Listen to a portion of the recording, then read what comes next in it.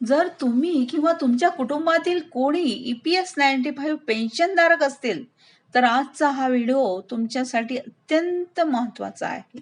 तर चला पाहूया, गेल्या अनेक वर्षापासून ज्या 7,500 रुपये किमान पेन्शनची मागणी पेन्शनधारक करत आहेत, त्या पेन्शनधारकांसाठी त्याबद्दल दिल्लीतून आणि EPFO कडून काही महत्त्वाच्या बातम्या समोर येत आहेत. आता सरकारचा नवा प्लॅन काय आहे? पेन्शनधारकांना दिलासा कधी मिळणार? तर चला पाहूया पेन्शनधारकांसाठी काय अपडेट आहे.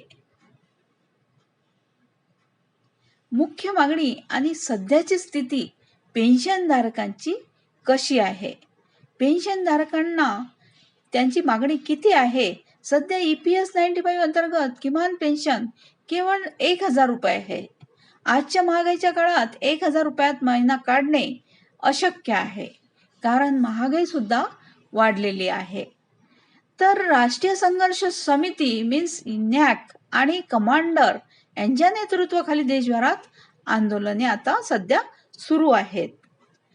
तर किमान पेन्शन 1,000 वरून 7,500 रुपये प्लस महागाई भत्ता DA यामध्ये करण्यात यावे.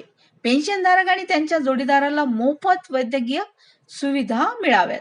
ज्या निवृत्त कर्मचाऱ्यांना EPS 95 चा लाभ मिळत नाही त्यांनाही यात समाविष्ट करावे. तसेच पेन्शनधारकाच्या प्रमुख मागण्या अशाप्रमाणे आहेत. आता यावर काय निर्णय आहेत ते पाहूया. नुकत्याच झालेल्या central board of trustees means CBTच्या बैठकीत पेन्शनच्या मुद्द्यावर सविस्तर चर्चा झाली आहे. सूत्रांच्या माहितीनुसार कामगार मंत्रालय आणि अर्थ मंत्रालय किमान पेन्शन वाढवण्यासाठी एका मध्यम मार्गाचा विचार करत आहेत. तसेच आता पेन्शनधारकांसाठी किती वाढ होणार आहे आणि त्यावर काय चर्चा चालू आहेत ते पाहूया. जरी 7,500 रुपयांची मागणी पूर्ण होण्यास काही तांत्रिक अडचणी असल्या तरी किमान पेन्शन 3,000 ते 5,000 रुपयापर्यंत वाढवण्याचा प्रस्ताव विचाराधीन आहे. तसेच माननीय सर्वोच्च न्यायालयाने वेज सिलिंग वाढवण्याबाबत सरकारला निर्देश दिले आहेत, ज्यामुळे येणाऱ्या काळात पेन्शनच्या रकमेत मोठी वाढ पाहायला मिळू शकते. आता आनंदाची बातमी ही आहे की सरकारने centralise pension payment system means CPPS सुरू केली आहे.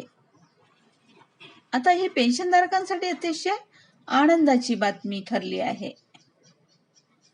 आता यामुळे आता पेन्शनधारकांना त्यांची पेन्शन कोणत्याही बँकेच्या शाखेतून सहज मिळवता येईल.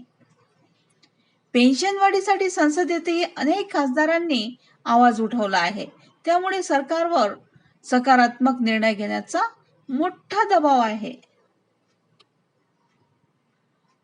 तर EPS 95 पेन्शन धारकांचा हा लढा आता निर्णायक टप्प्यावर आहे. 7,500 रुपये पेन्शन मिळणे हा त्यांचा हक्क आहे. थँक्यू.